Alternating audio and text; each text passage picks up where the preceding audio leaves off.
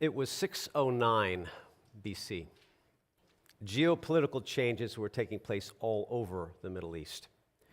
The northern kingdom of Israel had been gone for over 100 years by this point.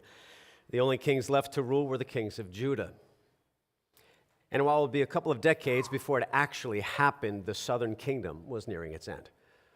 In that same year, the God-fearing and courageous Hebrew king, Josiah, died. While the king had loved God and served as a righteous monarch for over 30 years, he made a bad final decision to fight against Pharaoh Necho of Egypt. Even though Judah and Egypt were not at war, Josiah would not listen to reason, so he went off to battle in the valley of Megiddo and was killed by Pharaoh's army. As the nation mourned the loss of Josiah, they set up his 23-year-old son, Jehoahaz, as the next king.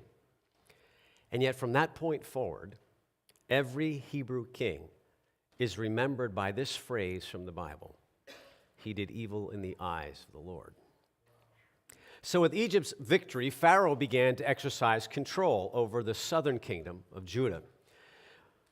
And after only months as a ruler, Pharaoh removed the 23-year-old Jehoahaz from the throne, put him in chains, and appointed his own choice for Judah's ruler, one of Josiah's other sons, Jehoiakim. Then Pharaoh demanded that the Jews pay him tribute of silver and gold annually. However, 4 years later, a new power was emerging in the Middle East, the Babylonians. They defeated Pharaoh's army at Carchemish near the Euphrates River. That battle determined the rise of the Babylonian kingdom. And here's an interesting aside for you trivia buffs. Carchemish is the ancient name for a town which is currently at the border between Syria and Turkey. It happens to be inside the same territory where ISIS took control of northern Syria about a decade ago. Back to the Bible. By 605 BC, the kingdom of Judah was no longer under the control of Egypt, but now under the control of the Babylonians, and the conquering general was Nebuchadnezzar. As part of his war treasure, Nebuchadnezzar took with him items from Jerusalem's temple, along with Jewish captives. One of those captives was the teenager named Daniel, along with his 3 friends. And during that same time, the prophet Jeremiah was preaching against the wicked kings of Judah. Jeremiah was a contemporary of Daniel. As a boy or as a teen, Daniel might have actually heard him preach. But even if he didn't, Jeremiah had boldly been proclaiming this message repeatedly. 70 years were ordained for Judah to be exiled. Daniel and his 3 friends would be among the first to experience that exile personally. While Nebuchadnezzar allowed the Hebrews to keep their own ruler, whoever was in charge now really had to answer to Babylon. And over the next decade or so, Judah's kings would vacillate between promising to go along with Nebuchadnezzar as their ruler or rebelling against him. In 597, as King Jehoiakim refused to submit, Nebuchadnezzar's armies came once again and took control of the capital city. Upon his return to the east, Nebuchadnezzar took even more captives with him, including 10,000 Jews, and Jehoiakim's son, and another prophet named Ezekiel. Even so, throughout those 20-plus years, Jeremiah and other messengers of God continued to warn the people that things would continue to get worse. But the population would not listen. 2 Chronicles 36. Furthermore, all the leaders of the priests and the people became more and more unfaithful, following all the detestable practices of the nations and defiling the temple of the Lord, which he had consecrated in Jerusalem. The Lord, the God of their fathers, sent word to them through his messengers again and again, because he had pity on his people and on his dwelling place. But they mocked God's messengers, despised his words, and scoffed at his prophets until the wrath of the Lord was aroused against his people, and there was no remedy. Several years later, the final Judean king, Zedekiah, also rebelled, and Nebuchadnezzar had enough. So for the 3rd time, the Babylonian leader marched against Jerusalem, and the siege lasted for a year and a half. Then Nebuchadnezzar destroyed the temple and the capital city in 586 BC. God brought up against them the king of the Babylonians, who killed their young men with the sword in the sanctuary, spared neither young man nor young woman, old man or aged. God handed all of them over to Nebuchadnezzar. He carried to Babylon all the articles from the temple of God, both large and small, and the treasures of the Lord's temple and the treasures of the kings and his officials. They set fire to God's temple and broke down the wall to Jerusalem. They burned all the palaces and destroyed everything of value there. He carried into exile to Babylon the remnant who escaped from the sword, and they became servants to him and his sons until the kingdom of Persia came to power. So the land enjoyed its Sabbath rest. All the time of its desolation it rested until the 70 years were completed in fulfillment of the word of the Lord spoken by Jeremiah. For the Jewish people, this was a very dark period, second only to the 400 years of slavery in Egypt. Their land was lost, their worship center decimated, their kingdom destroyed, and their God was disciplining them for the rebellion against him. What we've just reviewed here was the setting for the writings of Jeremiah, Ezekiel, and Daniel. And by 586, when the temple and capital fell, Jeremiah had escaped to Egypt, but Ezekiel and Daniel, along with his 3 friends, had been taken away to Babylon, where they had already been living for almost 2 decades by that point. However, Daniel lived all the way through the 70 years of captivity. And during his life as advisor to many kings, Daniel wrote down a picture of hope. In fact, Daniel confirmed that God's punishment of Judah would not remain forever. So even during their time away from their land, unbelievable limits on their worship, and the isolation that they experienced, the Israelites could know that their current sorrow was not the end of the story. They had something to look forward to, just as we do. In fact, we actually look forward to the same future, the coming kingdom. For the next couple of weeks, we're going to be studying Daniel. And for us to recognize what is still ahead prophetically, our understanding of his writing is critical. And I'd recommend reading through the Old Testament book of Daniel this week. You see, in order to grasp what Jesus taught his disciples about the coming kingdom, to make sense of the images and the timeline of the book of Revelation, Daniel's the book to study. It's through this prophet that God reveals himself as the ultimate overseer of people and nations. It is God that supervises and allows the kingdoms of the world to rise and fall throughout history. That, in fact, can be described as the theme of the book of Daniel. The Most High God is sovereign over the kingdoms of men and sets over them anyone he wishes. Written in the 6th century BC, Daniel is the original apocalyptic book in the Bible. And his book is the key to understanding the other apocalyptic book found in the New Testament, Revelation. So let me bring back a description of that well-known word from our first week. While we may think of dark days and destruction when we hear the word apocalypse, the Greek term simply means to be revealed. While we see many images and symbols contained in both the book of Revelation and the book of Daniel, God does not leave us without answers to those questions. In many cases, the image that caused consternation and worry to both Daniel and later to the Apostle John are actually explained by God in those very same writings. We'll look at some of that today. It's through Daniel that God delivers his message concerning a time frame dealing with the people of Israel. And Daniel is the one who describes the kingdoms that would exercise influence over the world until the arrival of the Antichrist, followed by the eternal kingdom. So the book of Daniel is not just about Israel's future, but also about the future of the Gentiles, those who are non-Jews, in relationship to Israel. Through dreams and visions, Daniel outlines what is ahead for us, the Babylonian kingdom. He outlines what's remaining in the Old Testament. He outlines what's ahead for national Israel, for the Gentile nations, for an evil world leader, and for the rule of the promised one. So you ready to start? As the book of Daniel begins, the young prophet is in the middle of a 3-year training program to become a servant to King Nebuchadnezzar.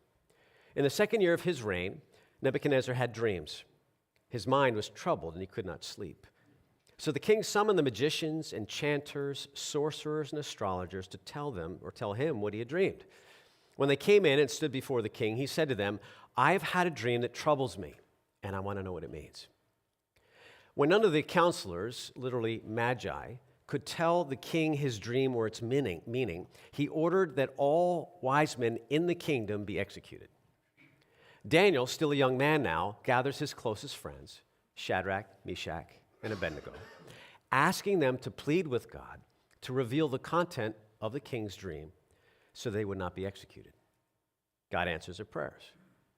Then Daniel asks to be taken to Nebuchadnezzar, since God had given him not only the content of the dream, but the interpretation of the dream. The king asked Daniel, also called Belteshazzar, "Are you able to tell me what I saw in my dream and interpret it?" Daniel replied, "No wise man, enchanter, magician, or diviner can explain to the king the mystery he has asked about.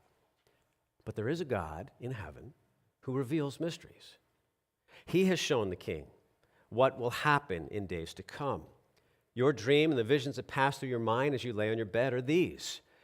As you were lying there, O king, your mind turned to things to come, and the revealer of mysteries showed you what was going to happen." The dream goes on to explain a human figure, a huge human figure made out of several different building materials. Daniel 2:31. "You looked, O king, and there was before you a large statue, an enormous statue, dazzling, awesome in appearance. The head was made of pure gold, its chest and arms of silver, its belly and thighs of bronze, its legs of iron, its feet partly of iron and partly of baked clay. While you were watching, a rock was cut out, not by human hands. It struck the statue on its feet of iron and clay and smashed them. Then the iron, the clay, the bronze, the silver, and the gold were broken to pieces at the same time and became like chaff on a threshing floor in the summer. The wind swept them away without leaving a trace. But the rock that struck the statue became a huge mountain and filled the whole earth." The interpretation to that vision is given next. "You, O king, are the King of kings. The God of heaven has given you dominion and power and might and glory. In your hands he has placed mankind and the beasts of the field and the birds of the air. Wherever they live, he has made you ruler over them. You are the head of gold. After you, another kingdom will rise, inferior to yours. Next, a third kingdom, one of bronze, will rule over the whole earth. Finally, there will be a fourth kingdom, strong as iron, for iron breaks and smashes everything. And as iron breaks things to pieces, so it will crush and break all the others." Now, we'll pick up the rest of the interpretation in a little while, but I'd like to spend a moment looking at the difference between the gold and silver kingdoms to begin with. Considered a defense offered in anticipation of those who study history and yet would object to the explanation that God gives Daniel to give to us. You see, in actual physical territory, the silver kingdom of Medo-Persian was bigger than the Babylonian Empire. The Greek kingdom was bigger than the Medo-Persian, and the Roman Empire was bigger than any of these. So the term inferior in verse 39 is not a reference to size or strength. Furthermore, the actual value, if you notice, of the materials used decreases from gold to iron, but their relative strength increases. So scholars have suggested that Daniel's comment about being inferior or less than Babylon is a reference to lacking the central authority and organization of Nebuchadnezzar's reign compared to all other empires. He was apparently a master administrator. In addition to that, it's been suggested that these Gentile kingdoms did become more and more inferior because of moral decay and disunity, which is a valid statement.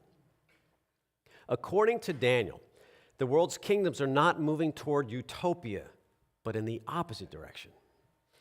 Now, I find that comment fascinating, especially because it's like 30 years old, in light of the worldview of our current Gentile rulers. The United Nations exists out of a presupposition that together we can accomplish world peace as we evolve into a higher, more civilized, and more loving humanity. In addition to that presupposition are these other ideas. Underneath the faith in biological and social evolution, there are deeply held religious beliefs. They'll never call it that, but that's what it is.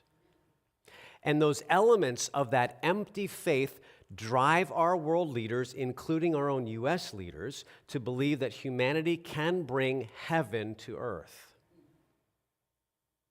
Yet God paints the opposite picture. This concept of man's kingdoms becoming inferior, as described in the book of Daniel, contradicts the evolutionist interpretation of human history. Instead of man beginning in the dust and consummating in fine gold, God reveals man in the time of the Gentiles to begin with fine gold and end in dust.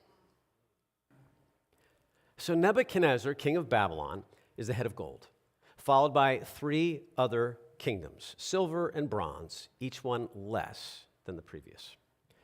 Finally, there will be a 4th kingdom, strong as iron, for iron breaks and smashes everything. Just as iron breaks things into pieces, so it will crush and break all the others.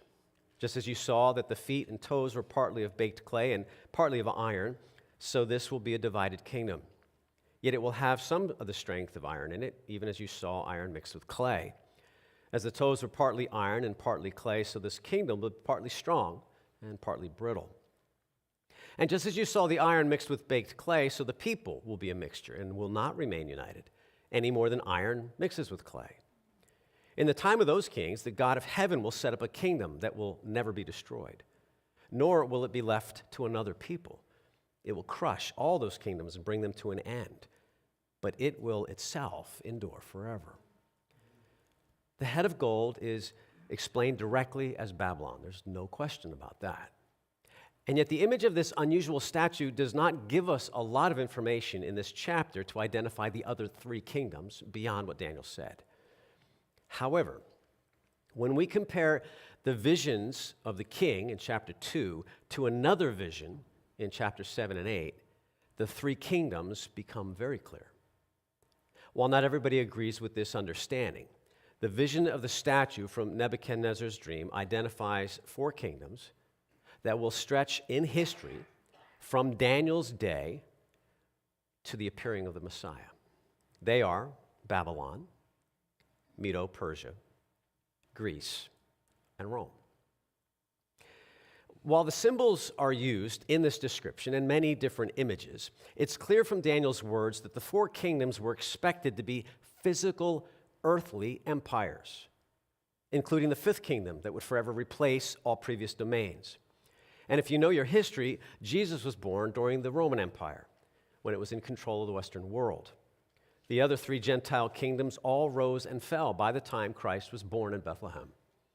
But looking at a map now, anybody can see that there is no Roman Empire anymore, even though Hitler tried to do it not that long ago.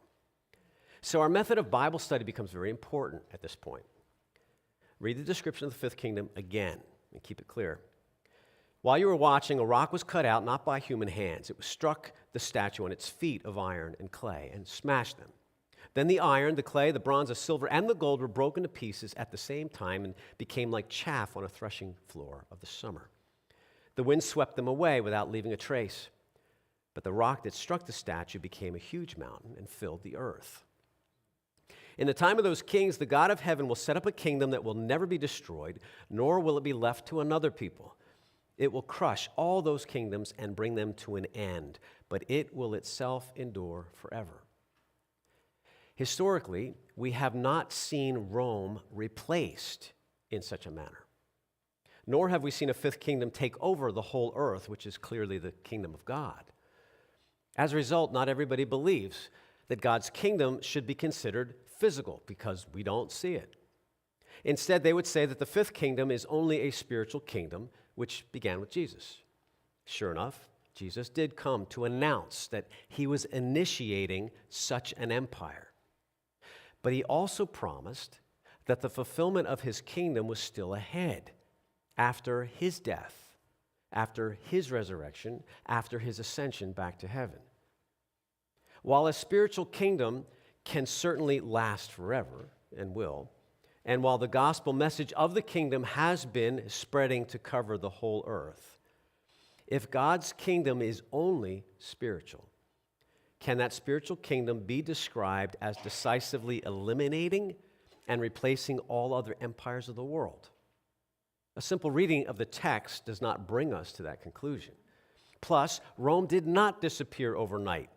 It took hundreds of years, or more than 1,000, depending on whether you're looking at the western part of the empire or the eastern part of the empire. Such a slow disappearance over time is hardly a single blow that literally leaves all other kingdoms in the dust. Both world history and geopolitical systems now don't fit the description of all of us living under a visible kingdom put in place by God and ruled by his appointed Son. If that were true, Christians would not be persecuted in more than 50 nations as we speak.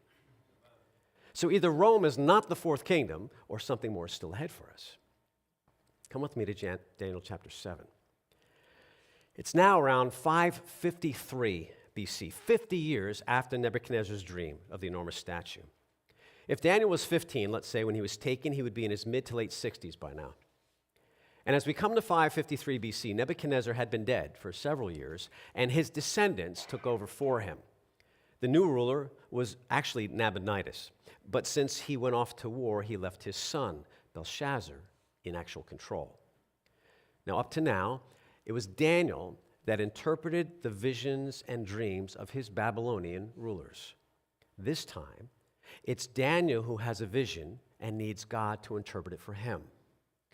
In chapter 7, the prophet receives an image, not of a statue, but of 4 beasts. In the first year of Belshazzar, king of Babylon, Daniel had a dream, and visions passed through his mind as he was lying on his bed. He wrote down the substance of his dream. Daniel said, "In my vision at night I looked, and there before me were 4 winds of heaven churning up the great sea. 4 great beasts, each different from the others, came up out of the sea." Now let me stop there for a moment and offer a helpful point of insight, especially when you get to the book of Revelation.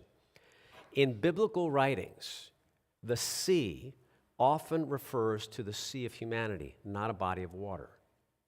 Out of the world's population, these beasts will arise. And the interpretation given to Daniel a little bit later confirms that this great sea is in fact a reference to the people of the earth, not an actual body of water. The first beast was like a lion, and it had wings of an eagle. I watched until its wings were torn off, and it was lifted from the ground so that it stood on 2 feet like a man, and the heart of a man was given to it. And there before me was a second beast, which looked like a bear. It was raised up on one of its sides, and it had 3 ribs in its mouth between its teeth. It was told, "Get up and eat your fill of flesh." After that, I looked, and there before me was another beast, one that looked like a leopard. And on its back it had 4 wings like those of a bird. This beast had 4 heads, and it was given authority to rule. While the images are definitely different, you will see a correlation between Nebuchadnezzar's dream of the statue and Daniel's vision of the 4 beasts. And just like Nebuchadnezzar's dream, the focus once again ultimately centers on the 4th part of the imagery. After that, in my vision at night, I looked, and there before me was a 4th beast, terrifying and frightening and very powerful. It had large iron teeth. It crushed and devoured its victims and trampled underfoot whatever was left. It was different from all the former beasts, and it had 10 horns. While I was thinking about the horns, there before me was another horn, a little one, which came up among them. And 3 of the first horns were uprooted before it. This horn had eyes like that of a man and a mouth that spoke boastfully. As I looked, thrones were set in place, and the Ancient of Days took his seat. His clothing was white as snow. The hair of his head was white like wool. His throne was flaming with fire, and its wheels were all ablaze. A river of fire was flowing, coming out from before him. Thousands upon thousands attending him. 10,000 times 10,000 stood before him. The court was seated, and the books were opened. Then I continued to watch because of the boastful words of the horn was speaking. I kept looking until the beast was slain and its body destroyed and thrown into the blazing fire. The other beasts had been stripped of their authority, but were allowed to live for a period of time. In my vision at night I looked, and there before me was one like the Son of Man, coming with the clouds of heaven. He approached the Ancient of Days and was led into his presence. The Son of Man was given authority, glory, and sovereign power. All peoples, nations, and men of every language worshipped him. His dominion is an everlasting dominion that will not pass away, and his kingdom is one that will never be destroyed. Yeah, amen. Now, if some of these words sound familiar, it's probably because Daniel 7 is one chapter that becomes the starting point for later biblical expressions of this revelation. The Ancient of Days is God the Father. And Jesus chose the title Son of Man for himself when you read through the Gospels. So here's another important biblical point to understand. Knowing that Jesus took the title Son of Man from Daniel, then his use of that reference is not primarily to his human nature. It is first a reference to his divine nature. And Daniel 7:13 is the most quoted verse from Daniel found in the New Testament. As interpreted by conservative expositors, the vision of Daniel provides the most comprehensive and detailed prophecy of future events to be found anywhere in the Old Testament. That's why we keep going back to it. Jesus tells us in the Gospels that this is the picture he will fulfill when he comes again. So let me clarify something else here as it comes to understanding prophetic images, such as the ones we're looking at. We take an interpretive approach that is known as futurist. We look at the writings, such as found in Daniel, desiring to understand their meaning in the time that they were written and in their historical context. And then we look at the text to see if the apocalyptic images have an explanation somewhere else in the very same book. We don't make it up out of thin air. As I mentioned at the beginning, most of the time the symbols and the word pictures used are given an interpretation in the same book. And then since we have the advantage now of centuries of looking back at world history, we have the opportunity to look back and examine the past to see if and where such prophecies have been fulfilled. When we cannot see that, or we only see it partially, we look forward then to a complete revelation according to what was given, that it will be done and fulfilled in all of its fullness. And so that same understanding, this futurist approach, will apply to the four parts of the statue in chapter 2 and the four beasts in chapter 7. Now, fortunately, as I said, God gives the interpretation to Daniel and to us right away.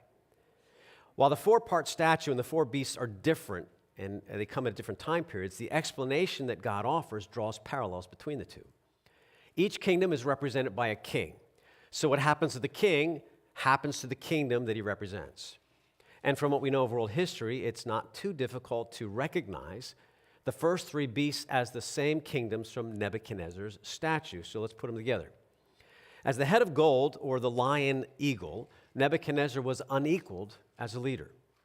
The Hanging Gardens of Babylon have been known as one of the seven wonders of the ancient world. And yet, as you read through Daniel's book, Nebuchadnezzar did not see his great kingdom as a gift from God, like from that verse we were just reading. Instead, he got arrogant. And God used Daniel to warn Nebuchadnezzar of his pride before his reign would be taken from him, which, by the way, is in Daniel chapter 4. Well, the Babylonian ruler rejected God's warning, and he became a madman, living like an animal for 7 years outdoors until he acknowledged that God is the one who raises and lowers nations and kings. Nebuchadnezzar, the ruler represented by a lion with eagle's wings, did have his wings plucked from him. Talk about the basest of humility. And then he returned to a more humane existence after he gave glory to God for all that he possessed. The second creature that resembled a bear corresponds to the Medo-Persian Empire, where Persia assumed control over the earlier kingdom of the Medes. For nearly 200 years after they conquered Babylon, the Medo-Persians expanded their territory and devoured other people groups by conquest. The third beast, like a leopard, swift as an animal of prey with the additional speed available through its wings. The four heads reveal a division in four directions, or four leaders. And historically, the kingdom that fits both the timeline and the description is that of Alexander the Great in his Greek Empire. You see, before Hitler's blitzkrieg, Alexander expanded his reign with his own lightning war, going in the four directions of the earth. But Alexander did not live very long. I don't think he even made it to 40 years old. And after his death, his kingdom was divided among his 4 generals, just like the 4 wings and the 4 heads, 2 of which became more widely known, Seleucus and Ptolemy. Those divisions then continued for another couple hundred years until 63 BC, when the Roman general Pompey conquered Jerusalem. That ended the final years of any Jewish independence or pseudo-independence, and it destroyed the remnants of the Seleucid kingdom, which up until that point controlled Israel. So now, Rome's in charge. Rome was not swift in coming to power like Greece was, but over many decades, they were very deliberate and very methodical about taking over the various parts of Alexander's empire and going beyond that. And eventually, they controlled everything that we know as the Mediterranean world. The iron strength of the Roman Empire most closely fits the indescribable beast in Daniel's vision. But as we move forward further into the interpretation of this 4th beast, there are things that don't fit with the history of what we know concerning Rome.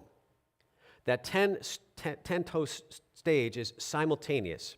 That is, the kingdoms existed side by side and were destroyed by one sudden catastrophic blow. Nothing like this has yet occurred in history. It's clear from the passage that this 4th kingdom, somehow related to ancient Rome, is a kingdom that only appears at the end of days. So, what is it with the issue of this Roman Empire or additional Roman Empire? Well, in chapter 2, its legs were iron. You remember that. But its 10 toes were a mixture of iron and clay. While Rome ruled a western and eastern geography, which the 2 legs may very well represent, there was not a time when Rome was a united kingdom of 10 nations with 10 kings. And Caesar, if you know history, eventually became dictator, and there were no more senate or anything else that really mattered much. Daniel went on to explain that these 10 parts were a confederation, and so they served a common purpose for a time, but the differences between the 10 parts were too great to allow that confederation to remain ununited. As the toes were partly iron and partly clay, so this kingdom will be partly strong and partly brittle. And just as you saw the iron mixed with baked clay, so the people will be a mixture, meaning not one ethnicity either. And they will not remain united any more than iron can mix with clay. So here in chapter 7, as we look at Daniel's dream of the 4 beasts, the last one is characterized by these 10 horns. We're supposed to see the parallel, 10 horns, 10 toes, okay? And yet one horn uproots 3 others and presumes upon himself to take control of all the rest. This little horn, as it's known, becomes larger than the rest, has an arrogance and a self-love that drive him to say and do terrible things, including the top of the list, blaspheming God. And so as we examine both this text and history since this moment, we're talking 2,500 years, we have concluded that whatever Gentile kingdom is in place when Jesus returns, it is one that is somehow related to ancient Rome, but made up of some kind of alliance between nations. And here's the situation that we touched on a couple of weeks ago. You remember double fulfillment? Where Rome did fulfill part of Daniel's vision during the original time period of the Roman Empire. But other aspects of this 10-part kingdom has yet to be seen. Another way to look at such prophecies, and this is one thing that I locked on 2 years ago, and I think it's really, really helpful. It's called telescoping. It's when you look at a valley between 2 mountains in the distance, they appear side by side to be the same distance from where you are. Even the mountains may appear to be the same size at that distance.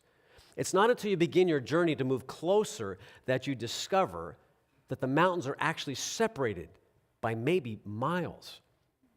They simply appear to be on the same geometric plane, 2 dimensions, from where you're standing. Well, the first and second coming of Jesus Christ looked just like that to an Old Testament saint. They had been developing, if you remember, a picture of this promised one from all the promises given in the Old Testament. Priest, servant, savior, judge, warrior, healer, king. But from their vantage point, they couldn't see those roles or mountain outlines would be lived out at different points in history, that there's actually more than one mountain. And this dynamic of seeing things as close in proximity, yet actually a great distance from one another, is also true of the picture given to us concerning the 4th kingdom and the 5th kingdom. So let's continue. I, Daniel, was troubled in spirit, and the visions that passed through my mind disturbed me. I approached one of those standing there and asked him the true meaning of all this. So he told me and gave me the interpretation of these things. The four great beasts are four kingdoms, there we are, that will rise from the earth. But the saints of the Most High will receive the kingdom and will possess it forever. Yes, forever and ever. Then I wanted to know the true meaning of the fourth beast, which was different from all the others and most terrifying, with its iron teeth and bronze claws, a beast that crushed and devoured its victims and trampled underfoot whatever was left. I also wanted to know about the 10 horns on its head and about the other horn that came up, which before 3 of them fell, the horn that looked more imposing than the others and had eyes and a mouth that spoke boastfully. As I watched, this horn was waging war against the saints, defeating them until the Ancient of Days came and pronounced judgment in favor of the saints of the Most High. And the time came when they possessed the kingdom. He gave me this explanation. The fourth beast is a fourth kingdom that will appear on the earth. It will be different from all the other kingdoms and will devour the whole earth, trampling it down and crushing it. The 10 horns are 10 kings who will come from this kingdom. After them, another king will arise, different from the earlier ones. He will subdue 3 of them. He will speak against the Most High and oppress his saints and try to change the set times and the laws. The saints will be handed over to him for a time, times and half a time. We'll deal with that in the future. But the court will sit, and his power will be taken away and completely destroyed forever. Then the sovereignty, power, and greatness of the kingdoms under the whole heaven will be handed over to the saints, the people of the Most High. The kingdom will be an everlasting kingdom, and all rulers will worship and obey him. It's clear from this passage that this last Gentile kingdom, somehow related to ancient Rome, is a real kingdom, but will only appear at the end of days. So between the image of the statue and the image of the beast, God has given us the interpretation of the images. The last kingdom is made up of 10 parts. However, this little horn quickly rises up to remove 3 others, and it grows larger than the rest, taking control of everything else. Again, there's not a place historically where we've ever seen this happen, especially when coupled with the description that the ruler will, what the ruler will be all about and what becomes of him. So if you already know this, then you understand why Bible students have been so fascinated by the European Union since World War II. They regularly add and subtract the nation states because they have a very tenuous and temporary arrangement that doesn't always go well for somebody after a few years. Now, while we've only looked at this briefly, do you see how the apocalyptic images are explained in the text? So we don't have to make things up. The same reference carries to the last book of the Bible, as John the Apostle describes a 10-part kingdom in the book of Revelation. He also described a world leader, but he gave him a different name, the Antichrist. And some of the details can be debated, and there are viable options that we have to wrestle through, but the core of this revelation includes these things. There will be a time beginning in Daniel's day when 4 consecutive kingdoms rule the known world. The older empires will be absorbed into the next one as their cultures and ideas continue to influence the next kingdom in power. And history has shown that's exactly what happened. Even centuries removed from Jesus' day, if you think about this, we still use Greek and Latin in our everyday language without even knowing about it. Those kingdoms have been absorbed into the next. But a 4th empire will rise, unlike any other before it. It will be a confederation of the remnants of what was the Roman Empire. Out of the 4th kingdom, an evil leader will come. He will oppress the saints, blaspheme God, try to change the worship practices of the Jewish people. He'll take control of all nations, all governments, and all people of the world, and he will rule with terror for 3.5 years. Whatever the final configuration is, this wicked individual will be ruling over the earth until Christ comes again. The character of this last beast and the kingdom represented by that beast has not had a historical precedent. But the entire system ends when the stone, not cut by human hands, shatters the iron clay feet and forces the whole statue to disintegrate. All will be eliminated when the 5th kingdom enters world history. It is unlike any other. While you were watching, a rock was cut out, but not by human hands. It struck the statue on its feet of iron and clay and smashed them. Then the iron, the clay, the bronze, the silver, the gold were broken to pieces at the same time and became like chaff on the threshing floor in the summer. The wind swept them away without leaving a trace, but the rock that struck the statue became a huge mountain and filled the earth. In the time of those kings, the God of heaven will set up a kingdom that will never be destroyed, nor will it be left to another people. It will crush all those kingdoms and bring them to an end, but it will itself endure forever. In my vision, at night, I looked, and there before me was one like the Son of Man, coming with the clouds of heaven. He approached the Ancient of Days and was led into his presence. He was given authority, glory, and sovereign power. All peoples, nations, and men of every language worshiped him. His dominion is an everlasting dominion that will not pass away, and his kingdom is one that will never be destroyed. Do you see the hope held out for the Jewish exiles by Daniel recording this for them at that dark period of time? The Ancient of Days hands all the authority over to the Son of Man. And the saints, the angels, and the nations of the earth worship the Son of Man. Now, while Daniel could not have known his name at the time, this is certainly a messianic picture. But until that day comes, what Daniel described is a period that became known as the time of the Gentiles. It began with the Babylonian exile in the early part of the 6th century BC, like I said, some 2,500 years ago. And the time of the Gentiles has continued right up to the present moment. We're living in it now, but it won't last forever. It's a period of history where non-Jewish rulers and nations dominate the globe and try to control or conquer the promised land. Does that sound familiar? In the New Testament, Jesus not only confirms that Daniel's writings refer to what's still ahead, but Jesus also speaks of a very specific time period. He was born into the time of the Gentiles, and he said it would remain until he comes again. Watch. Luke chapter 21. When you see Jerusalem being surrounded by armies, you will know that its desolation is near. Then let those who are in Judea flee to the mountains. Let those in the great city get out, and let those in the country not come to the city. For this is the time of punishment and fulfillment of all that's been written. How dreadful it will be in those days for pregnant women and nursing mothers. There will be great distress in the land and the wrath against God's people, specifically the Jewish people. They will fall by the sword and will be taken as prisoners to all the nations. Jerusalem will be trampled on by Gentiles until the time of the Gentiles are fulfilled.